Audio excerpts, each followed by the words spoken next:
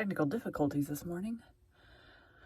I started recording, accidentally yeeted my phone, started recording again, and my files for some reason had not synced. Why? I don't know. They appear to be just taking their sweet time. So now we are good, and we have our files, and we can start. Okay, I'm going to slide this out carefully so as not to yeet my phone again. I was trying to slide my controller into spot, and I knocked my phone off, and it fell on the floor and tumbled in. I cracked the screen protector, apparently. Hopefully it's just the screen protector. So clearly I'm going to need to order another one of those. Jeez. Okay. Let's look at the bottom, and it's spider webs.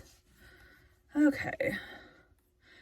It happens. My husband needed a new camera protector anyways, so I'm pretty sure his and mine are the same. This needs to be open.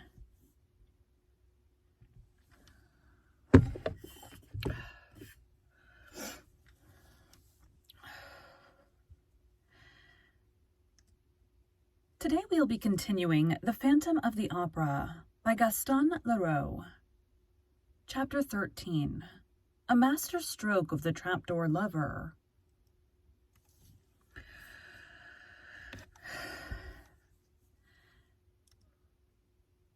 Raoul and Christine ran, eager to escape from the roof and the blazing eyes that showed only in the dark, and they did not stop before they came to the 8th floor on the way down. There was no performance at the opera that night, and the passages were empty. Suddenly, a queer-looking form stood before them and blocked the road. No, not this way. And the form pointed to another passage, by which they were to reach the wings. Raoul wanted to stop and ask for an explanation, but the form, which wore a sort of long frock coat and a pointed cap, said, "Quick, go away quickly!" Christine was already dragging Raoul, compelling him to start running again. "But who is he? Who is that man?" he asked. Christine replied, "It's the Persian. What's he doing here? Nobody knows. He's always in the opera. You're making me run away for the first time in my life. If we really saw Eric, what I ought to have done was to nail him to Apollo's lyre, just as we nail the owls to the walls of our Breton farms, and there would have been no more question of him. My dear Raoul, you would first have to My dear Raoul, you would first have had to climb up to Apollo's lyre. That is no easy matter. The blazing eyes were there. Oh, you're getting like me now, seeing him everywhere. What I took for blazing eyes was probably a couple of stars shining through the strings of the lyre." And Christine went down another floor, with Raoul following her. "As you've quite made up your mind to go, Christine, I assure you it would be better to go at once. Why wait for tomorrow? He may have heard us tonight." No, he's working. I tell you, at his Don Juan triumphant and not thinking of us." "You're so sure of that, you keep on looking behind you. Come to my dressing room. Hadn't we better meet outside the opera?" "Never till we go away for good. It would bring us bad luck if I did not keep my word. I promised him to see you only here." "It's a good thing for me that he allowed you even that. Do you know..." Excuse me. "Do you know," said Raoul bitterly, "that it was very plucky of you to let us play at being engaged?" "Why, my dear..."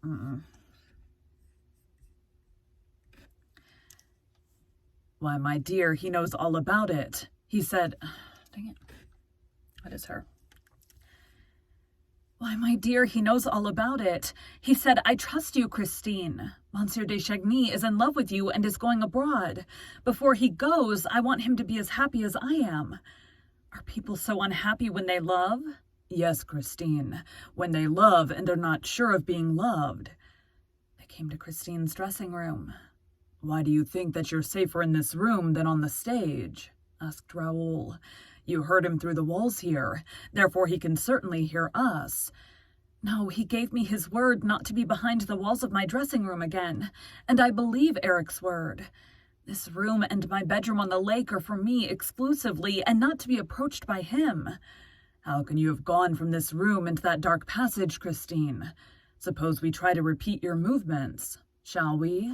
It is dangerous, dear, for the glass might carry me off again, and instead of running away, I should be obliged to go to the end of the secret passage to the lake, and there call Eric.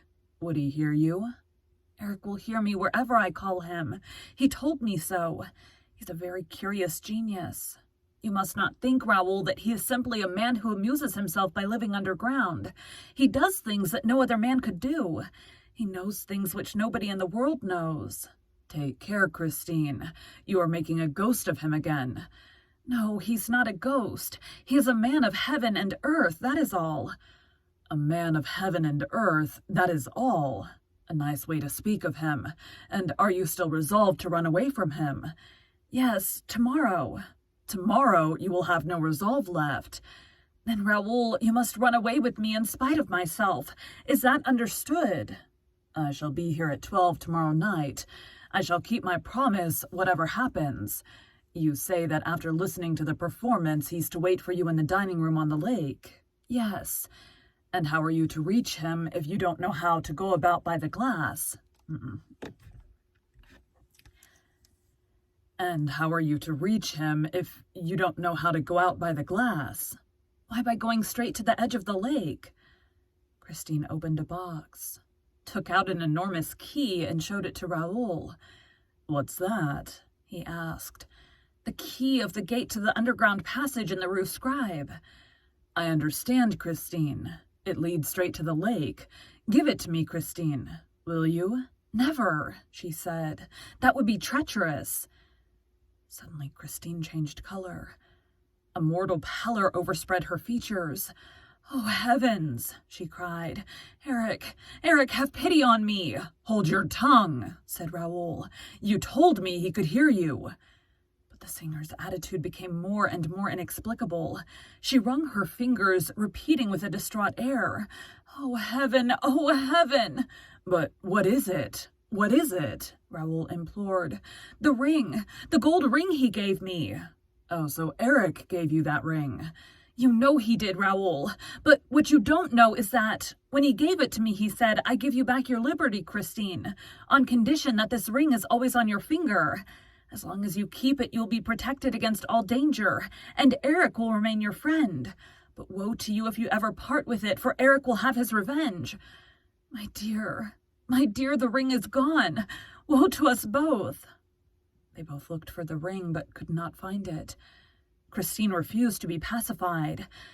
It was while I gave you that kiss up above under Apollo's lyre, she said. The ring must have slipped from my finger and dropped into the street. We can never find it. And what misfortunes are in store for us now? Oh, to run away. Let us run away at once, Raoul insisted once more. She hesitated. He thought that she was going to say yes. Then her bright pupils became dimmed, and she said, No, tomorrow. And she left him hurriedly, still ringing and rubbing her fingers as though she hoped to bring the ring back like that. Raoul went home, greatly perturbed at all that he had heard. If I don't save her from the hands of that humbug, he said aloud as he went to bed, she is lost, but I shall save her. He put out his lamp and felt a need to insult Eric in the dark. Thrice over he shouted, Humbug! Humbug! Humbug! But suddenly he raised himself on his elbow. A cold sweat poured from his temples. Two eyes like blazing coals had appeared at the foot of his bed. They stared at him fixedly, terribly in the darkness of the night. Raoul was no coward, and yet he trembled. He put out a groping, hesitating hand toward the table by his bedside. He found the matches and lit his candle. The eyes disappeared. Still uneasy in his mind, he thought to himself, She told me that his eyes only showed in the dark. His eyes have still disappeared. His eyes have disappeared in the light, but he may be there still. And he rose, hunted about, went round the room. He looked under his bed like a child. Then he thought himself absurd, got into bed again and blew out the candle. The eyes reappeared. He sat up and stared back at them with all the courage he possessed. Then he cried, "Is that you, Eric? Man, genius, or ghost, is it you?" He reflected. If it's he's on the balcony. Then he ran to the chest of drawers and groped for his revolver. He opened the balcony window, looked out, saw nothing, and closed the window again. He went back to bed shivering, for the night was cold, and put the revolver on the table within his reach. The eyes were still there at the foot of the bed. Were they between the bed and the window pane, or behind the pane? That is to say, on the balcony.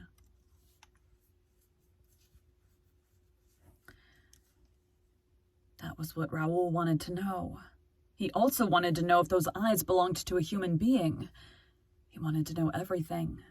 Then patiently, calmly, he seized his revolver and took aim.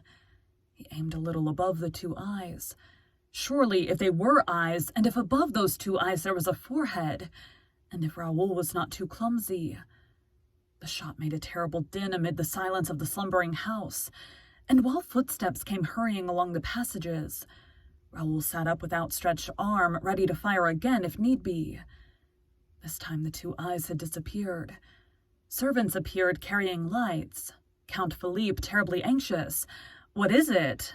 "I think I've been dreaming," replied the young man. "I fired at 2 stars that kept me from sleeping."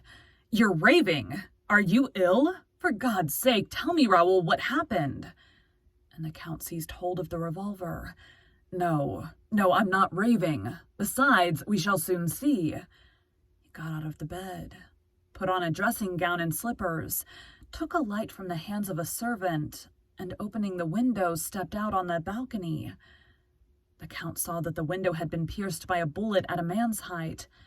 Raoul was leaning over the balcony with his candle. "Aha," he said. Blood!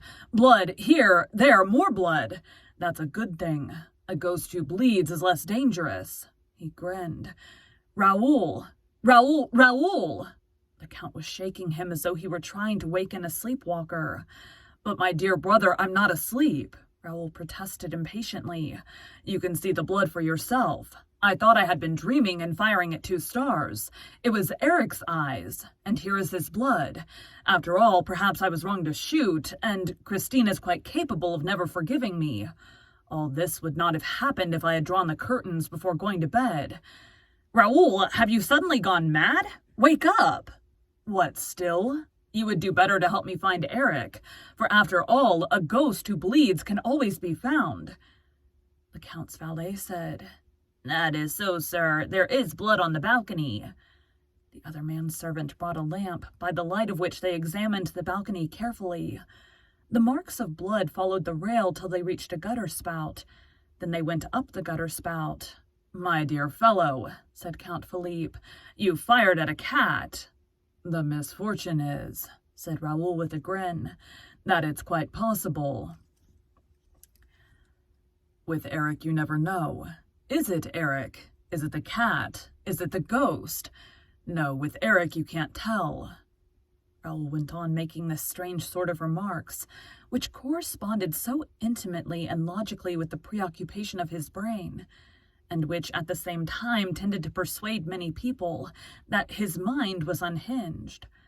The Count himself was seized with this idea, and later the examining magistrate, on receiving the report of the commissary of police, came to the same conclusion.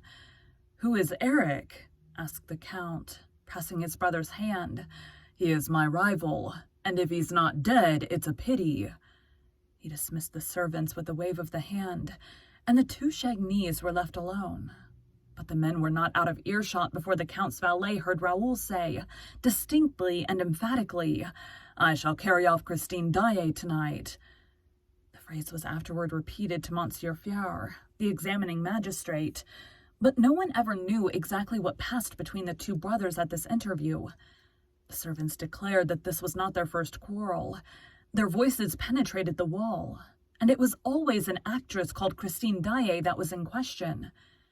At breakfast, the early morning breakfast which the Count took in his study, Philippe sent for his brother. Raoul arrived silently and gloomy. The scene was a very short one. Philippe handed his brother a copy of the epic and said, "Read that." The Viscount read, "The latest in the news of Faubourg is that there's a promise of a marriage between Mademoiselle Christine Daae, the opera singer, and Monsieur le Viscount Raoul de Chagny.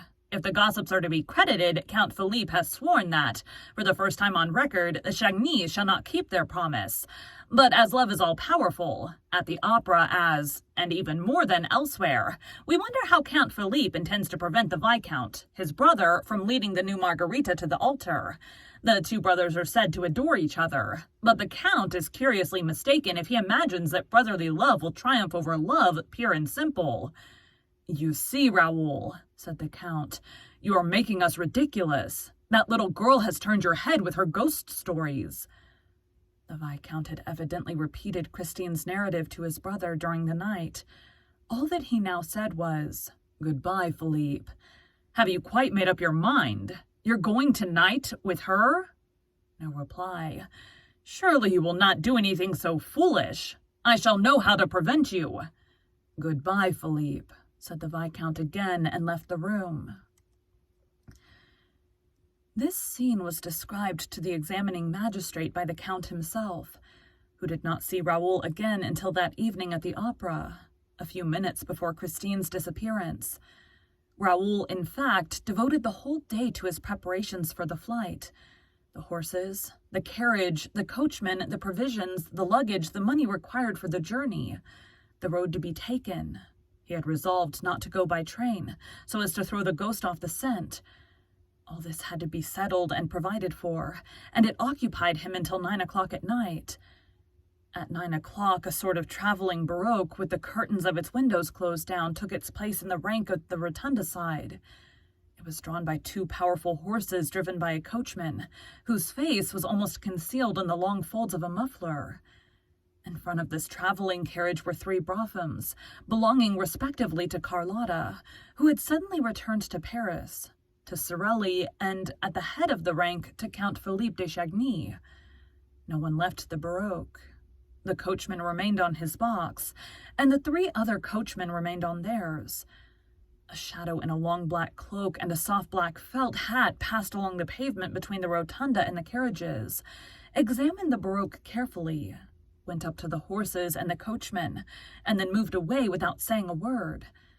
The magistrate afterward believed that this shadow was that of the Viscount Raoul de Chagny, but I do not agree, seeing that that evening, as every evening, the Viscount de Chagny was wearing a tall hat, which hat, besides, was subsequently found. I'm more inclined to think that the shadow was that of the ghost, who knew all about the whole affair, as the reader will soon perceive.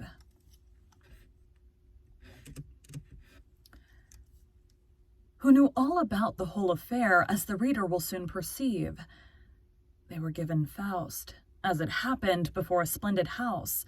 The Faubourg was magnificently represented, and the paragraph in that morning's epic had already produced its effect, for all eyes were turned to the box in which Count Philippe sat alone, apparently in a very indifferent and careless frame of mind. The feminine element in the brilliant audience seemed curiously puzzled, and the Viscount's absence gave rise to any amount of whispering behind the fans. Christine Daae met with a rather cold reception.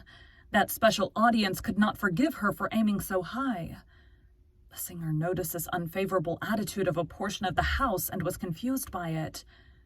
The regular frequenters of the opera, who pretended to know the truth about the Viscount's love story, exchanged significant smiles at certain passages in Margarita's part, and they made a show of turning and looking at Philippe de Chagny's box when Christine sang.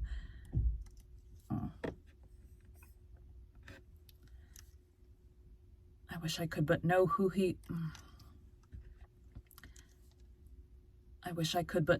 was he that addressed me, if he was noble, or at least what his name is. The Count sat with his chin on his hand and seemed to pay no attention to these manifestations. He kept his eyes fixed on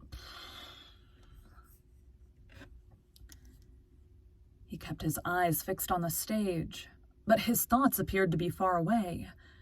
Christine lost her self-assurance more and more. She trembled. She felt on the verge of a breakdown.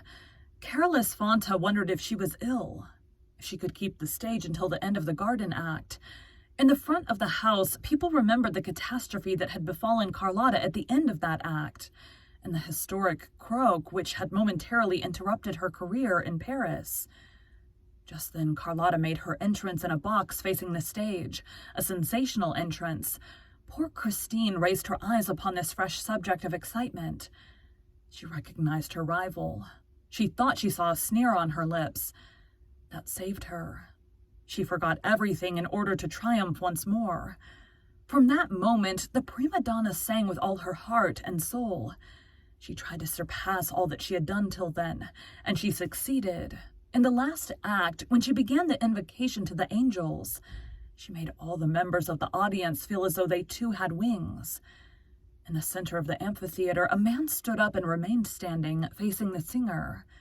It was Raoul, holy angel in heaven blessed, and Christine, her arms outstretched, her throat filled with music, the glory of her hair falling over her bare shoulders, uttered the divine cry, "My spirit longs with thee to rest."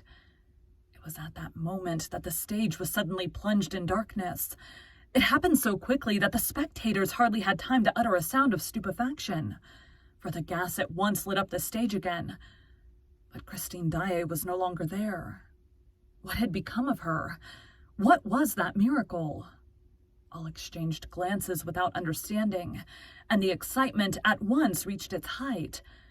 Nor was the tension any less great on the stage itself. Men rushed from the wings to the spot where Christine had been singing that very instant. The performance was interrupted amid the greatest disorder. Where had Christine gone? What witchcraft had snatched her away before the eyes of thousands of enthusiastic onlookers, and from the arms of careless Fanta himself? It was as though the angels had really carried her up to rest. Raoul, still standing up in the amphitheater, had uttered a cry. Count Philippe had sprung to his feet in his box. People looked at the stage, at the Count, at Raoul, and wondered if this curious event was connected in any way with the paragraph in that morning's paper. But Raoul hurriedly left his seat. The Count disappeared from his box, and while the curtain was lowered, the subscribers rushed to the door that led behind the scenes. The rest of the audience waited amid an indescribable hubbub. Everyone spoke at once. Everyone tried to suggest an explanation of the extraordinary incident. At last the curtain rose slowly, and careless Fanta stepped to the conductor's desk, and in a sad and serious voice said, "Ladies and gentlemen, an unprecedented event has taken place and thrown us into a state of the greatest alarm. Our sister artist, Christine Daae, has disappeared before our eyes, and nobody can tell us how."